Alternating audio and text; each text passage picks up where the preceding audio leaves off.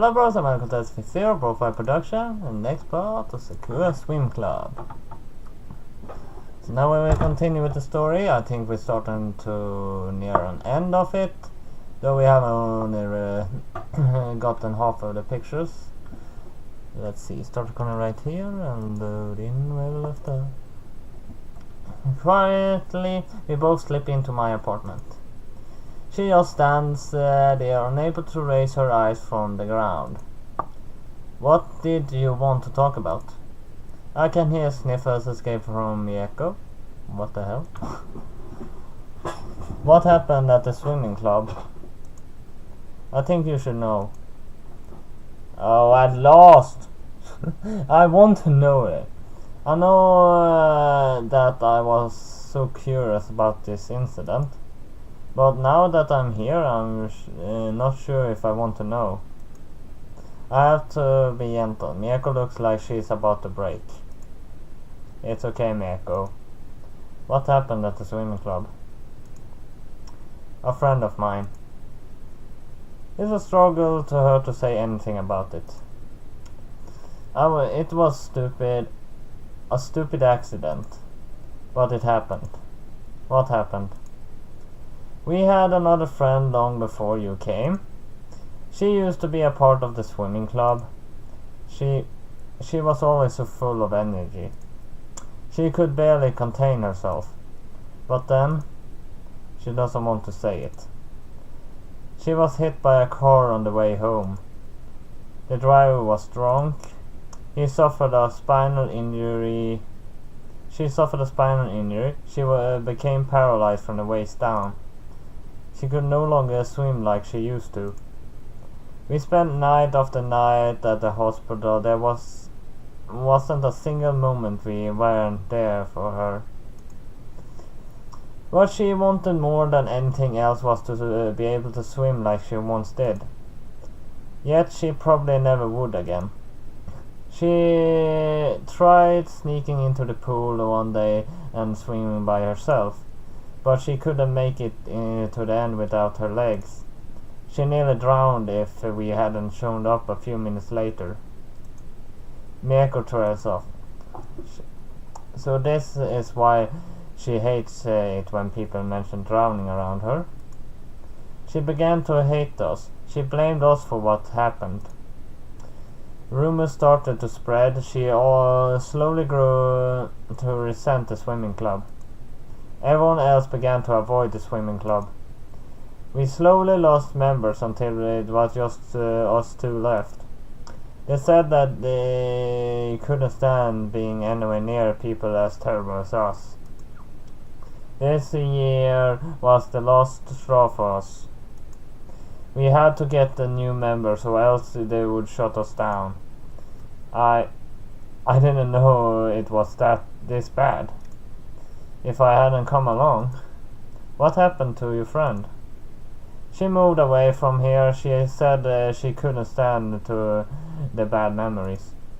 Mieko looks so sad about it. Why doesn't she remember all of the fun we had together? Why did things have to work out this way?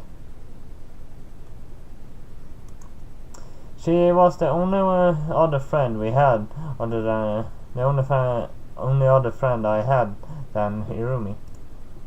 But she is so bitter. I wish I could make things right with her, but she refuses to see either of us. Everyone realized that she had said was false, but even then there always the shadow of hanging over me. She sits on my lounge, staring at the floor. I'm scared, Cade.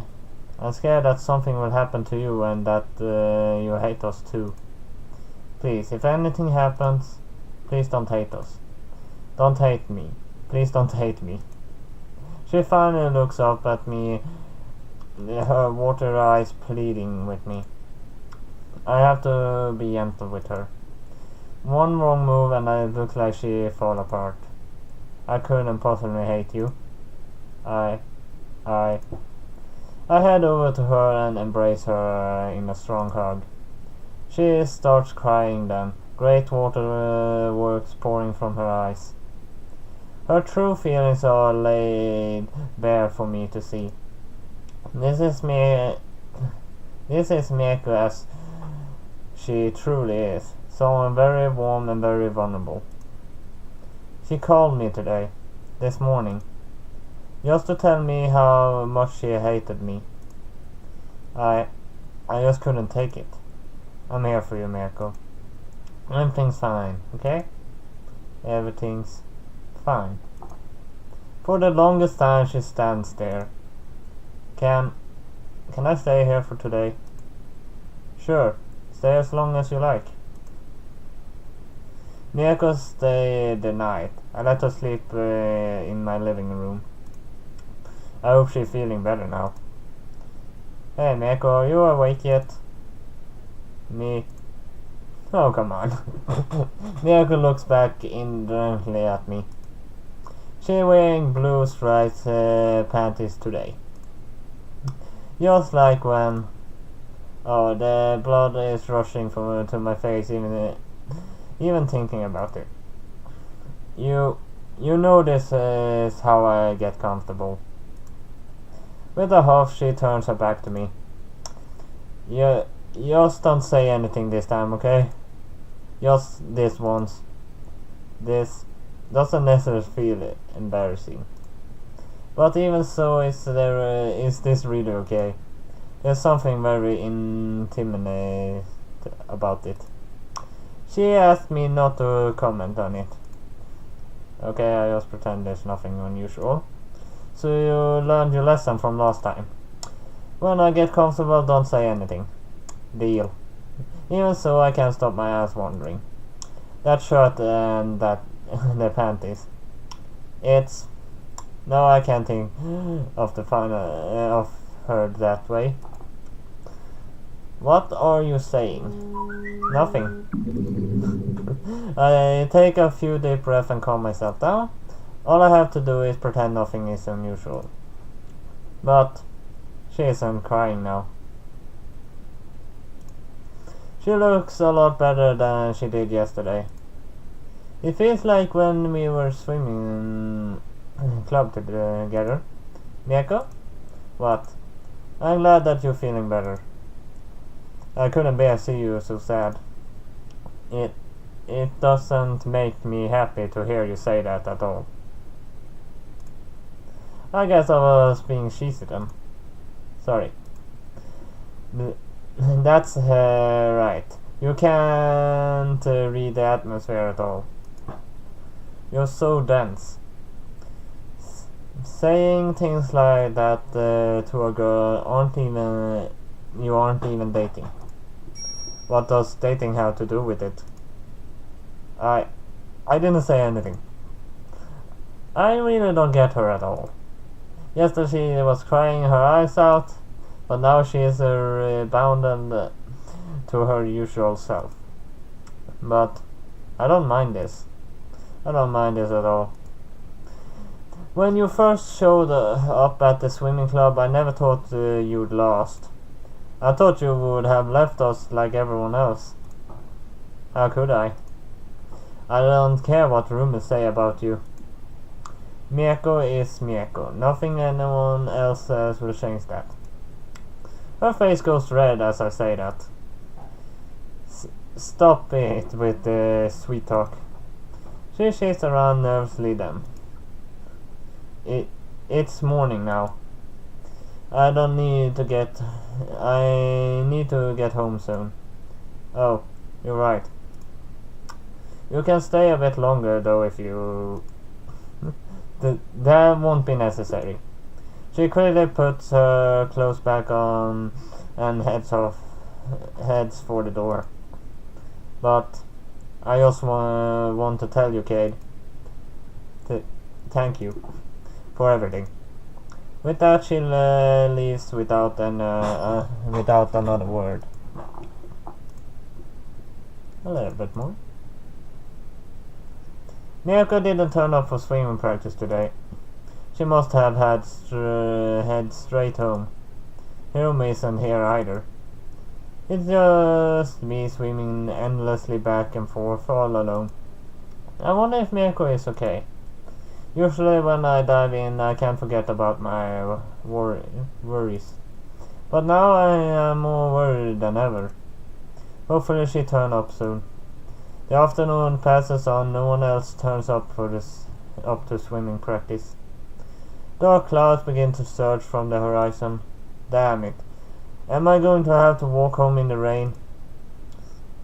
As I stand out there in front of the school, I notice a familiar looking figure walking alone in the rain. Hiromi? Kate, why are you here so late? She isn't herself today. Something is wrong, very wrong. Are you okay? I'm fine. Really, I'm just fine. She doesn't sound like it though. With the rain pelting down on her, she's going to catch a cold. We need to get you somewhere warm.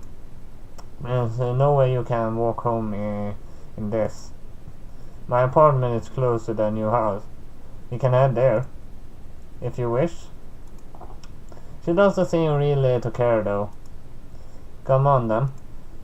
I lead her along by the hand through the suburbs. It takes a few minutes of the running to make it to my apartment. Both of us is truly soaked by the time we make it inside. It's unusual cold today. I can't stop myself from shivering. As I look back at Hirumi, she still has that sullen look on her face. What is wrong, Hirumi? I hate the rain. The tone in her voice sounds extremely flat. It reminds me of certain things. She looks out the window as waves of cold droplets fall to the earth. Don't you hate the rain too? I don't really hate the rain. She looks towards me with sad eyes. I envy you at times. You seem so unbothered by things. Miyako scolds you and you shrug it off. You never worry about your studies. How do you do it? Do you just not feel anything? It's like me. People can say anything to me, but I don't seriously care what they say, because I know the truth, and that's all that matters. Really fun how this story sometimes resembles me. How do you do it? How do you not feel anything? I feel things more than you think. Then how do you hide it so well? Please tell me, how do you do it? Why do you want to hide how you feel? Because I'm hurting. And I don't want Mieko to see how badly I hurt. I'm supposed to be the reliable one. Gradually she slumps down on the wall. I'm supposed to be the one who keeps her cool. Have you ever thought that friends depend on each other, on one another? We lean on each other, not just one person. You can lean on me if you need to. As soon as she turns to look to me. Do you really mean that? Of course I mean it. You're my friend. If you need help, I gladly give it to you. Then you should know more about what I'm dealing with. I told you that I visited my mother. Hirumi struggles to say what comes next. She is in the hospital right now. In cancer? Cancer? Oh, it all makes sense now.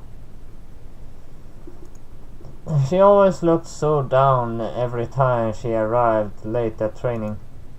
She has a tumor in her breast. They're preparing to conduct surgery, but they don't have high hopes for her recovery. Whenever there's a rainy day, she just stares at the pelts against the window in her room. Seeing her face as she stares at the rain. I hate it. I hate the rain.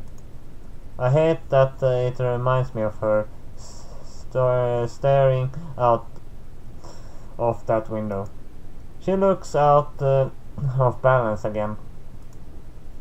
I visit her every day, but she looks that little bit worse every time I see her. She is withering away slowly. One day, when I go to the hospital, she no longer be there. Dad hasn't left her side for a single night either. He insists that I just try to keep living my life. But how can I do that when I know that my mother will be gone one day? And I probably won't be there to say goodbye. For a moment I struggle to find a response. I'm sorry. She tackles me and wraps her arms around my chest. Please, just hold me for a moment. Please, I just want someone to hold me. And tell me that everything is gonna be fine. I know it's selfish, but please, I'm begging you. I wrap my arms around her and hold her tightly towards me. Everything's gonna be fine, Hirumi. I swear that everything will be fine. Thank you. I really needed to hear someone say that.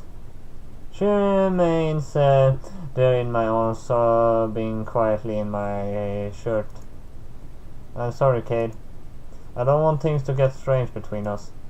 It's fine, Hirumi. If you ever need someone to give you a hand, I'll be here.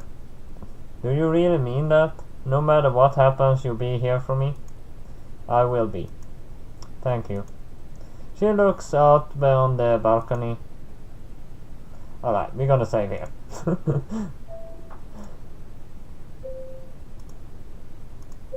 Because I need to end the clip now, otherwise it's gonna be overtime.